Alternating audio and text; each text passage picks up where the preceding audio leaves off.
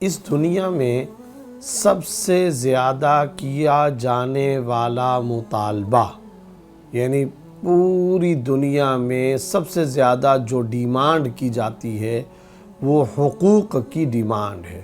اور رائٹس، ہمارے حقوق۔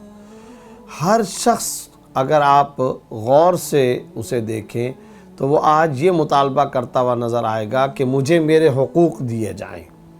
یہ صرف اور صرف دنیا میں جو مظلوم طبقات ہیں، کمزور طبقات ہیں یا پیسے ہوئے طبقات ہیں، یہ صرف ان کا نعرہ نہیں ہے، صرف یہ ان تک بات محدود نہیں ہے، بلکہ یہ پوری دنیا کے اندر۔ چنانچہ آپ دیکھیں اگر حکمران ہیں تو وہ حکمران بھی ایک ڈیمانڈ کر رہے ہوں گے، ایک مطالبہ کر رہے ہوں گے کہ عوام الناس ہمارے حقوق ادا کرے۔ کیا مطلب؟ یعنی ہماری بات کو مانیں، ہمارے حکم کو تسلیم کریں، ہماری اطاعت شعاری کریں، ہماری فرما برداری کریں۔ اطاعت کی ڈیمانڈ، اور وہ کہتے ہیں یہ ہمارا حق ہے رعیت پر۔ رعیت کی طرف متوجہ ہوں تو رعایا کیا کہے گی کہ جناب حکمران ہمارے حقوق ادا نہیں کرے۔ ایک رشتہ دار کو دوسرے رشتہ دار سے کیا تکلیف اور مطالبہ ہے؟ میرا حق نہیں ادا کیا جا رہا۔ مزدور کو اپنے باس مالک سے کیا شکوہ ہے؟ میرے حقوق نہیں ادا کیے جا رہے۔ ملازمین اور نوکری پیشہ افراد کو اپنے تمام فیکٹری مالکان، مل مالکان، اپنے باس، اپنی حکومت، اپنے ڈپارٹمنٹ سے سب سے بڑا شکوہ یہ کہ مجھے میرے حقوق نہیں دیے جا رہے۔ ایون کہ اسی بنیاد پر تنظیمیں بنتی ہیں، اسی بنیاد پر جماعتیں بنتی ہیں، اسی بنیاد پر آرگنائزیشن بنتی ہیں۔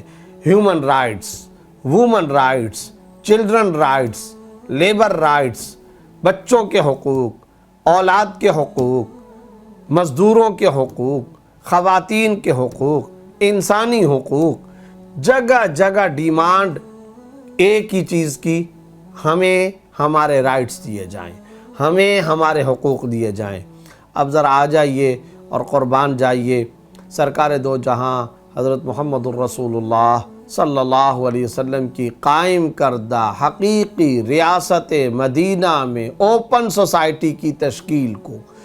وہاں آپ صلی اللہ علیہ وسلم نے دنیا کو ایک اور زاویہ نگاہ دیا۔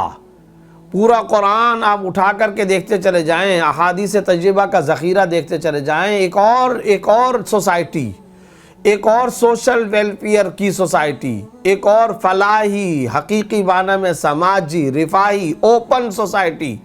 اور اس کا بنیادی خاصہ یہ ہے ہمیں ہمارے حقوق نہیں، ہمیں اپنے ذمہ داریوں اور اپنے فرائض کی طرف متوجہ ہونا ہے۔ میرے ذمے کسی کا کوئی حق نہ رہ جائے۔ میں اگر مقروض ہوں فوراً قرضہ ادا کروں، میں والد ہوں اولاد کے حقوق ادا کروں، اگر کوئی بیوی ہے تو شوہر کے حقوق ادا کرے، شوہر ہے تو اپنی بیوی کے حقوق ادا کرے۔ اسی طریقے سے ہر شخص وہاں پر یہ کہہ رہا ہے، زبان حال سے یہ کہہ رہا ہے ہم سے حقوق لے لو۔ مجھے فکر اپنے حقوق کی نہیں ہے، میں اپنے حقوق نہیں مانگتا، اپنی ڈیمانڈ نہیں کر رہا، مجھے نہیں چاہیے حق۔ ہاں مجھے یہ ضرور کوڑھن غم فکر لاحق ہے کہ میرے ذمے کسی اور کا کوئی حق نہ ہو، میں نے کسی کو زمین نہ دینی ہو، میں نے کسی کو پیسہ نہ دینا ہو، میں نے کسی کو کسی قسم کا مال نہ دینا ہو۔ اگر میرے پاس ایک زمین بالش کی بھی غصب، لوٹ مار، ناجائز قبضے کی شکل کے اندر ہے تو مسلم کی حدیث میں سرکار دو عالم صلی اللہ علیہ وسلم فرمایا طوقہ اللہ 70 ارضا، 70 زمینوں کا طوق ڈالا جائے گا۔ اور کیا آپ صلی اللہ علیہ وسلم ارشاد فرما رہے ہیں لا تقاطعوا ولا تدابروا ولا تباغضوا ولا تحاسدوا وكونوا عباد اللہ اخوانا۔ قطع تعلق نہ کرو، پیٹھ پھیر کر کے نہ چلے جاؤ، اگنور نہ کرو، حسد نہ رکھو، بغض نہ کرو، اے اللہ کے بندو بھائی بھائی بن جاؤ۔ اور کیا کہا جا رہا ہے حق المسلم علی المسلم خمس۔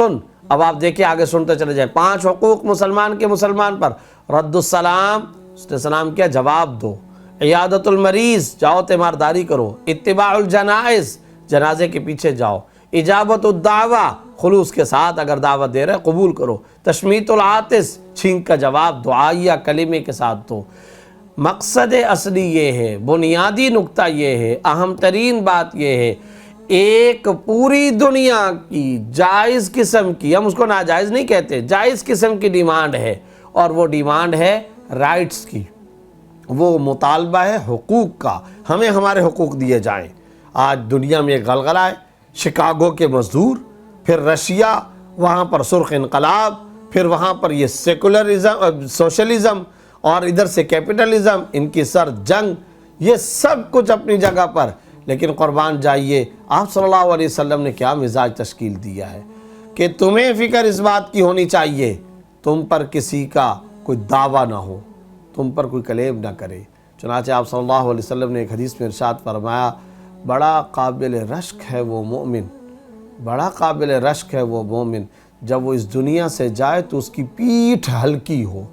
کیا مطلب اس کی پیٹھ ہلکی ہو؟ اس پر کسی کا کوئی بوجھ نہ ہو، کسی کا بوجھ نہ ہو۔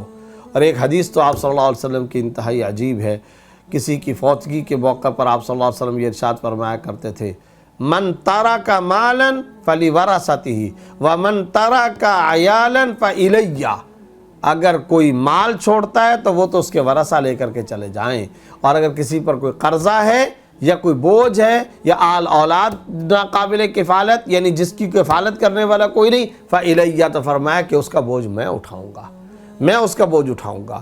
اب آپ اندازہ لگائیے یہ کیسا مزاج تشکیل دیا جا رہا ہے۔ آج یہ کہنا تو بڑا آسان ہے کہ غزوہ تھا، اس میں زخمی صحابہ زمین پر ہیں اور وہ زخمی پڑے ہوئے ہیں اور پانی مانگ رہے ہیں، اور پانی ایک کے پاس لے جایا جاتا ہے، وہ آگے سے کہتا ہے کہ مجھے نہ دو، میرے ساتھ والے زخمی صحابی کو دے دو۔ وہ اس کے پاس پانی لے کر کے چلا جاتا ہے، وہ کہتا ہے نہیں مجھے نہیں، ساتھ والے کو، تیسرے کو، چوتھے کو، 7 صحابہ جانے دے دیتے ہیں، پانی نہیں اپنے بھائی سے پہلے حلق سے نیچے اتارتے۔ کہہ لینا بڑا آسان ہے، کوئی کر کے دکھائے۔ اس طرف ہم سب کو متوجہ ہونا چاہیے، اور یاد رکھیں مسلمان تو رسول اللہ صلی اللہ علیہ وسلم کی تعلیمات کے ایمبیسیڈر ہوتا ہے، نمائندہ ہوتا ہے، قاصد ہوتا ہے۔ ایک مومن تو ایلچی ہے اور وہ پیغام رساں ہوتا ہے، اور وہ سرکار دو عالم صلی اللہ علیہ وسلم کی تعلیمات کا پیغام انسانیت تک پہنچانے کا ذمہ دار ہوتا ہے۔ تو یہ اعلیٰ بالا بلند اخلاق دنیا میں دکھانے کی ضرورت ہے۔ نہ دو ہمیں ڈیمانڈ اور ہمارے حقوق، لیکن ہمیں بس اس بات کی فکر ہے ہمارے ذمے کسی کا کچھ نہ ہو، ہم نے کسی کا کچھ نہ دینا ہو۔ بہت بڑی سوچ ہے، بہت اعلیٰ سوچ ہے، انبیاء کی سوچ ہے، اخلاق و کردار کی بڑی بلندی ہے۔ خدا کرے اخلاق و کردار کی یہ بلندی ہم سب کو نصیب ہو۔